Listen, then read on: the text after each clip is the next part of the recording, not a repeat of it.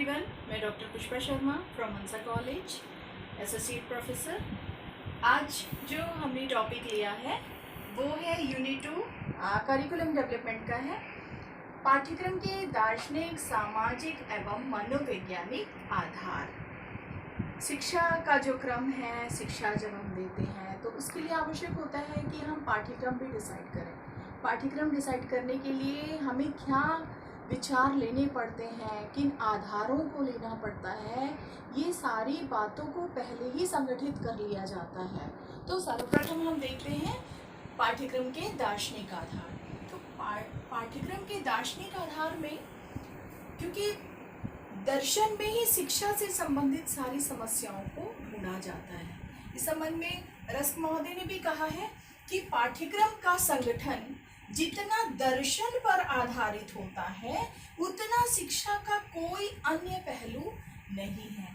कहने का तात्पर्य ये है कि पाठ्यक्रम में क्या होना चाहिए, कितना होना चाहिए, कब आना चाहिए, क्यों आना चाहिए, ये जो सारी सोच है, ये सारी सोच जो है शिक्षा से संबंधित ही ये सारी सोच के पहलू हैं।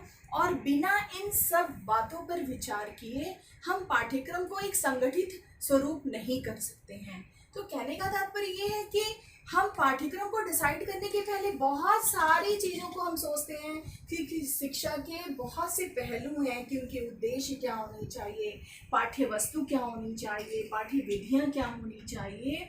तो इस संबंध में कहा जाता है कि जो भी समस्याएं शिक्षा की आती हैं उसकी जो सोच है वो दर्शन में ही निकल कर आती है। उसकी वो जो समस्याएं हैं वो दर्शन से ही निकल कर आती हैं, क्योंकि कहा जाता है ना कि दर्शन आदेशात्मक भी है, आदेशात्मक है तो दर्शन जो है मीमांसात्मक भी है। तो दर्शन एक अनुशासनात्मक भी है। कहने का तात्पर्य ये है कि जब शिक्षा के विभिन्न पहलू तैयार किए जाते हैं तो उसमें ये देखा जाता है कि हम छात्रों को क्या दें जो उनके जीवन के लिए उपयोगी होगा, उसके संबंध में उनका सोच क्या होगा। मीमांसात्मक मतलब उनसे उनके मूल्य क्या बनेंगे, उनसे ज्ञान क्या बोलेंगे, उनका अपना अस्तित्व क्या बनेगा। इसी प्रकार से वो उनके जीवन में फॉलो कैसे होगा, वो अपने जीवन में आत्मसात कैसे करेंगे। तो इसी संबंध में कहा गया है कि दर्शन से संबंधित विभिन्न विचारधाराएं भी हमारे सामने आएंगी कि हम ऐसी कौन कौन सी विचारधाराओं को देखते हुए शिक्षा के विभिन्न पहलुओं में कैसे कैसे हम परिवर्तन करते गए। इस संबंध में भी दर्शन की जो विचारधाराएं हैं वो ऐसी हैं कि सबसे पहले जो हमने देखा था विचारधाराओं में वो थी, सबसे पहले आया प्रकृतिवाद। प्रकृतिवाद आया तो प्रकृतिवाद में जिनके जो थिंकर्स थे वो रूसो थे। फिर था आदर्शवाद, इसमें भी आदर्शवादी मूल्यों की व्याख्या की गई है। तत्पश्चात आया प्रयोजनवाद। इसी तरह से देखा जाए तो अन्य विचारधाराएं हमारे समक्ष प्रस्तुत होती गई। तो कहने का तात्पर्य यह है कि दर्शन के जो आधार है वो भी विभिन्न विचारधाराएं वहां पर भी परिवर्तित होती गई हैं। अब दार्शनिक आधार में हम जब उनकी विचारधाराओं को देखते हैं तो इसमें प्रकृतिवाद में जिनके जो विद्वान थे रूसो, हम सभी जानते हैं रूसो प्रकृतिवादी विचारधारा के थे। और उन्होंने जब शिक्षा के संबंध में अपने विचार व्यक्त किए तो उन्होंने कहा कि बालकों को आत्म प्रकाशन के लिए अनियंत्रित स्वतंत्रता देने के वो समर्थक थे कि बालकों को जब आप फ्री छोड़ेंगे, स्वतंत्र रूप से छोड़ देंगे तो वो उनके में क्या एबिलिटी है, उनके में क्या गुणवत्ता है, वो अपने आप सामने आ जाएंगे। हम सभी जानते हैं वो किताबी ज्ञान के बिल्कुल विरोधी थे। उन्होंने कहा था कि बालक को प्रकृति के सानिध्य में छोड़ दीजिए, बालक स्वयं ही सीख जाएगा। तो कहने का तात्पर्य ये है कि उन्होंने प्रकृति को ही सबसे बड़ा शिक्षक माना है कि प्रकृति स्वयं ही बालकों को सिखाती है। हालांकि देखा जाए तो आज वर्तमान में भी हम आज पर्यावरणीय अध्ययन करते हैं जो बालक अपने सामाजिक परिवेश से भी बहुत कुछ सीखता है। तो इस विचारधारा के अंतर्गत हम देखें तो दर्शन ने प्रकृतिवाद में भी ये कह दिया था कि बालक जो है वो सबसे ज्यादा अपने एनवायरनमेंट से सीखता है, अपनी प्रकृति से सीखता है। तो इस संबंध में जो पाठ्यक्रम हमारे समक्ष आते हैं, तो पाठ्यक्रम में देखा जाए तो व्यायाम, खेल कूद, प्रकृति ज्ञान, सबसे बड़ी बात यह है कि बालक जो है अपने नेचर से ही बहुत कुछ सीखता है। यानी यहाँ पे प्रकृति ही उसकी शिक्षक है। यहाँ पे उन्होंने ऐसी कोई बात नहीं कही है कि हम ये कहें कि हमें इन बातों से हम इन बातों को नहीं मानते हैं। देखा जाए तो वर्तमान परिवेश भी हमारे नेचर जो है हमें आज बहुत कुछ सिखा रहा है। तो बालकों को अनियंत्रित स्वतंत्रता जो उन्होंने कहा है, जब तक हम बालक को फ्री नहीं छोड़ेंगे तब तक वाकई में हमारे समक्ष बालक की में क्या एबिलिटी है वो नहीं समझ पाएंगे। प्रकृतिवाद के बाद हम आते हैं आदर्शवादी विचारधारा के अनुसार। तो आदर्शवाद, जैसा कि नाम से ही ये दिख रहा है आप लोगों को कि आदर्शवाद मतलब कि किसी भी चीज का आदर्श। तो आदर्शवादी विचारधारा जो दर्शन की थी, तो उसमें कहा जाता था कि शाश्वत मूल्यों एवं आदर्शों पर बल दिया जाना, अर्थात जो सच है उन्हीं बातों को अपनाया जाए और उन्हीं बातों को अपनाया जाए जिसमें आदर्शवादिता भी दिखे। अर्थात कहने का तात्पर्य ये है कि वैदिक काल में जो हमारे गुरु शिष्य परंपरा थी, तो गुरु के आदर्शों पर चल करके ही बालक जो है वो अपनी शिक्षा पद्धति को, उनकी शिक्षा को अपनाता था और एक आदर्श जीवन के लिए शिक्षा ग्रहण करता था। तो इसी संबंध में देखा जाए तो प्लेटो ने भी जो अपना मत दिया है कि पाठ्यक्रम का मुख्य लक्ष्य सत्यम, शिवम और सुंदरम, इन तीनों आध्यात्मिक मूल्य की प्राप्ति की जानी चाहिए। कहने का तात्पर्य यह है कि जो सत्य है वही शिव है और वही सुंदर है। किसी भी पहलू का, यानी शैक्षिक परिवेश के किसी भी पहलू में हम उसकी सत्यता को जाने, उसी को ईश्वर तुल्य माने और उसी में सुंदरता ढूंढे, एक आदर्श ढूंढे। ये विचारधारा प्लेटो ने दी थी हमारे समक्ष कि हमें अपना जो आध्यात्मिक मूल्य बनाना है वो सत्यम, शिवम और सुंदरम के आधार पर ही बनाना है। तो कहने का तात्पर्य ये है कि उस समय भी शिक्षक की शिक्षा को विद्यार्थी अपने जीवन में अपनाता था और उनकी आदर्शता को अपनाता था। तो उनका जो पाठ्यक्रम था वह किस पर आधारित था? एक तरह से आध्यात्मिक मूल्यों पर आधारित था। इन आध्यात्मिक मूल्यों के आधार पर ही शिक्षा दी जाती थी। इसके जो पाठ्यक्रम भी उसी हिसाब से निर्धारित किए जाते थे। अब जब आदर्शवाद की विचारधाराओं में हमने ये कहा कि शाश्वत मूल्य, आध्यात्मिक मूल्य पर इस वाद में ज़्यादा बल दिया जाता था, तो इसके अनुसार जो पाठ्यक्रम निर्धारित होते थे वो दो क्रियाओं के आधार पर होते थे। पहला था शारीरिक क्रियाएं और दूसरा था आध्यात्मिक क्रियाएं। तो शारीरिक क्रियाओं के अंतर्गत आता था स्वास्थ्य विज्ञान, शारीरिक क्रियाएं, यानी कि कहते हैं ना कि शरीर स्वस्थ है तो मन स्वस्थ रहेगा और मन स्वस्थ रहेगा तो डेफिनेटली हम अपने जीवन को एक अच्छा जीवन दे पाएंगे। तो सबसे पहले कहते हैं ना निरोगी काया, पहला सुख निरोगी काया। तो आदर्शवाद की भी सबसे पहली संकल्पना ये थी कि मनुष्य जो है वो अपने स्वास्थ्य पर पूर्ण रूप से ध्यान दे। इसके पश्चात जो आया आध्यात्मिक क्रियाएं, यानी कि मनुष्य अपने जीवन को किस तरह से बनाए, उसके संबंध में भी तीन प्रकार से इनको भी बांटा गया। कि पहला था मानसिक क्रियाएं, कि वो किस तरह से सोचे, उसके विचार किस तरह से बने। तो उसके लिए जो जरूरी विषय निर्धारित किए गए, तो उसमें था भाषा, इतिहास, गणित, विज्ञान। कि व्यक्ति भाषा के आधार पर अपने इतिहास को समझे, गणितीय मूल्यांकन कर सके, वैज्ञानिक दृष्टिकोण अपना स्थापित कर सके। तो ये सारी बातें जो है पाठ्यक्रम आदर्शवाद में निर्धारित होती थी। उसके पश्चात था नैतिकता। डेफिनेटली कहने का तात्पर्य है कि आदर्शवाद किसी भी पहलू के आदर्शता को वो जरूर देखता था। तो यहाँ पर भी आध्यात्मिक मूल्य को नहीं भूला गया। कहा गया है कि जो भी कार्य हम कर रहे हैं वो धर्म के आधार पर, धार्मिक मूल्यों में हम बंद कर रहे हैं। तो इसलिए यहाँ पर यह भी कहा जाता था कि बालक का जो पाठ्यक्रम होता था वह धर्म के आधार पर भी होता था और उन्हें आचार्य शास्त्र की भी ज्ञान दिए जाते थे।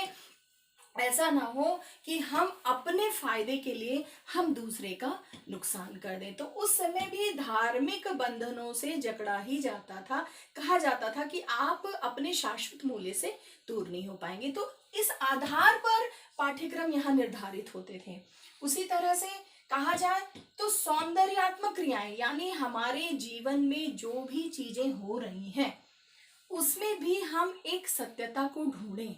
साथ ही हर पहलू में ऐसा नहीं है कि हम इन्हीं विषयों तक ही सीमित रहें। हम अपनी रुचि को, हम अपने अंदर की जो हमारी क्षमता है उसको भी जागृत करें और उस आधार पर विभिन्न ललित कलाओं को भी इस वाद की विचारधाराओं में समर्थन दिया गया है कि मनुष्य इन सब के साथ अपनी विभिन्न ललित कलाओं के आधार पर भी शिक्षा लेता था। तो कहने का तात्पर्य ये है कि ये वाद जो है विभिन्न शिक्षण विधियों को भी एक तरह से अनुमोदित करती हैं कि हम सिर्फ ना व्याख्यान से करें बल्कि हम करके सीखो भी।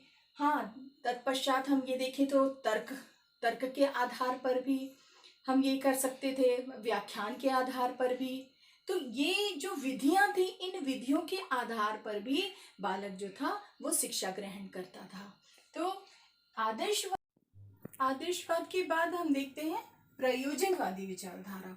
तो प्रयोजनवादी जो विचारधारा थी उस विचारधारा के अनुसार ये कहा गया था कि बालक को शिक्षा का केंद्र बिंदु मानने के साथ उपयोगिता के सिद्धांतों पर भी ये जो विचारधाराएं हैं ये बल देती थी। अर्थात अब तक देखा आदर्शवाद में हम गुरु के आदर्श, यानी जैसा गुरु कहते हैं वैसा शिष्य मानते थे और उनके बनाए हुए पाठ्यक्रमों को एक तरह से शिष्य जो है उसको फॉलो करते थे। लेकिन यहाँ प्रयोजनवादी विचारधारा जो है वो ये कहती थी कि शिक्षा का केंद्र बिंदु जो हम मान रहे हैं, शिक्षा का जो केंद्र बिंदु मान रहे हैं वो किसको मान रहे हैं? बालक को मान रहे हैं। यानी कि बालक की कैसी समझ होनी चाहिए, उसे कैसी शिक्षा देनी चाहिए, वो बालक के अनुसार होनी चाहिए। फिर उसके बाद ये भी कहा जाता है कि हम ये देखें कि उसके जीवन में क्या उपयोगी है, ऐसी शिक्षा उसे दी जाए कि उसके जीवन में वो शिक्षा उपयोगी हो। इसी संबंध में जॉन डेवी ने भी कहा है, उनकी जो विचारधारा है कि जिसके द्वारा स्वयं का प्रयोजन सिद्ध होता है वही सत्य है और वही जीवन का निर्माण करता है। बालक अपने सामाजिक परिवेश में रहता है और बालक का जब स्वयं का प्रयोजन जिस विधि के द्वारा हो, जिस तात्पर्य से हो, वह तो उसी ही सत्य मानेगा। तो प्रयोजनवादी विचारधारा भी यही कहती है कि बालक को अपने जीवन में जिस तरह की परिस्थितियों का सामना करना पड़ता है और वह उन परिस्थितियों का सामना करते हुए जब वो अपने लक्ष्य पर पहुंचता है तो वो उसे ही अपनी जीवन की सत्यता को मानेगा। तो जॉन डेवी के ये विचार भी कहीं ना कहीं आज के वर्तमान परिवेश के भी पाठ्यक्रम के लिए बहुत उपयोगी साबित हो रहे हैं कि स्वयं का प्रयोजन जिसके द्वारा सिद्ध होता है वही सत्य है और वही जीवन का निर्माण करता है। प्रयोजनवादी विचारधारा, जैसा कि कहा भी जाता है कि ये विचारधारा जो थी, इसी विचारधारा में के अंतर्गत कि व्यक्ति स्वयं के अनुभव से सीखता था। तो इस विचारधारा के अंतर्गत देखा जाए तो जो विषय जो चयनित किए जाते थे, जो पाठ्यक्रम निर्धारित किए जाते थे, उन पाठ्यक्रमों में जिज्ञासा को बल दिया जाता था, कलात्मकता, अभिरुचि और विचारों का आदान प्रदान, यानी कि किससे प्रभावित होके बच्चा कैसे सीख रहा है। तो प्रयोजनवादी विचारधारा के अंतर्गत अगर हम देखें तो बालक की विभिन्न रुचियों के आधार पर भी विषय निर्धारित हो जाते थे, उनके पाठ्यक्रम निर्धारित होते थे कि सृजनात्मक उनकी रुचि कितनी है, कुछ करके वो कैसे सीखेंगे। क्योंकि देखिए कि वर्बली अगर हम शाब्दिक रूप से किसी को समझाएं तो ज़रूरी नहीं है कि वो बहुत अच्छे से समझ सके। कुछ बालक जो है स्वयं करके भी सीखते हैं। इसी प्रकार से आदान प्रदान रुचि, कि हम जो हम कार्य कर रहे हैं अगर बालक की उसमें रुचि होगी तो स्वयं ही उसमें अपनी रुचि लेगा और फिर उसे सीखेगा। इसी प्रकार जिज्ञासा, उसे कुछ पाने की अगर इच्छा होगी तो डेफिनेटली वो उनको अपनाएगा और फिर उसे सीखेगा। तो प्रयोजनवादी विचारधारा जो है वो इस बात पर हमेशा बल देती है कि हर बालक की अपनी क्षमता होती है और वो अपनी क्षमता के अनुसार ही सीखता है। तो इसीलिए ये कहा गया है कि बालक की रुचियों को देखते हुए ऐसे पाठ्यक्रम निर्धारित किए जाएं जिससे कि बालक जो है स्वयं ही सीखने के लिए आतुर रहे। तो इस आधार पर देखा जाए तो भाषा से संबंधित विषय को महत्वता दी गई, तो कला को भी बहुत महत्व दिया गया। गणितीय के आधार पर ही तो बालक कैसे सीखना है, क्या करना है, उसके मन में विभिन्न प्रकार की विचारधाराओं का जो जोड़ तोड़ होता था वो बिना गणितीय संकल्पना के नहीं हो सकता था। उसी तरह से काष्ठ कला कि उसकी अगर रुचि होगी कलात्मकता में या सृजनात्मकता में तो डेफिनेटली वो रुचि लेकर के उस कार्य को करता। और सामाजिक क्रियाएं कि उसे समाज में क्या करना है, समाज में हो रहे विभिन्न कार्यों को समझना और उसे क्या करना है उसके आधार पर भी वो अपने ध्येय निर्धारित करता था। और विभिन्न व्यावसायिक क्रियाएं कि उसे क्या करना है और उसको अपने जीवन में क्या बनना है, इस आधार पर भी बालक स्वतंत्र रूप से उसे सीखने के लिए हमेशा एक ऐसा आधार दिया जाता था प्रयोजनवादी विचारधारा में कि बालक स्वयं में अपने क्षमता को निखारने के लिए और अभिव्यक्त करने के लिए विभिन्न विषयों को चुने और इस आधार पर वो अपनी क्रियाओं को आगे बढ़ाए। तो देखा जाए तो इस वाद के अनुसार हम ये कह सकते हैं कि ये तीनों ही विचारधाराएं, चाहे वो आदर्शवादी विचारधाराएं हों या प्रकृतिवादी विचारधाराएं हों या प्रयोजनवादी विचारधाराएं, इसके साथ एक और आता है यथार्थवाद।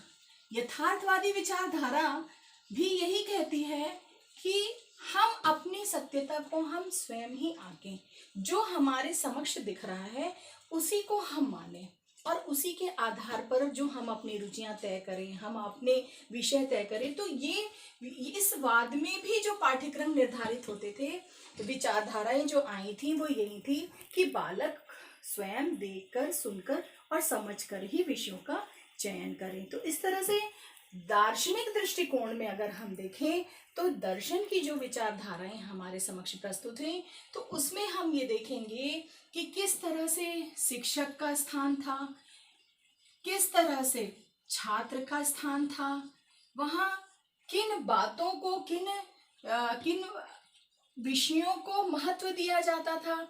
तो शिक्षा के जो लक्ष्य थे वो भी निर्धारित होते थे। इसी तरह से हम कहें तो किन विधियों को हम मान्यता दें, तो विधियां भी यहाँ पे बालक किन विधियों से सीखेगा उस आधार पर भी मान्यता दी जाती थी। इसी आधार पर अगर हम देखें तो अनुशासन पर भी बल दिया जाता था। साथ ही जो पाठ्यक्रम निर्धारित होते थे वो पाठ्यक्रम भी बालक के अनुरूप और शिक्षक के अनुरूप ही निर्धारित होते थे। तो कहने का तात्पर्य ये है कि आज भी जो हमको पाठ्यक्रम के लिए जो दर्शन ने एक सीढ़ी प्रदान करी है वो हम कहीं सोच भी नहीं सकते हैं, क्योंकि शिक्षा से संबंधित जो भी समस्याएं आती हैं वो आज भी दर्शन से ही हम उन समस्याओं को दूर करते हुए और विभिन्न नई शिक्षा प्रणाली को प्रस्तुत करते हैं। Thank you.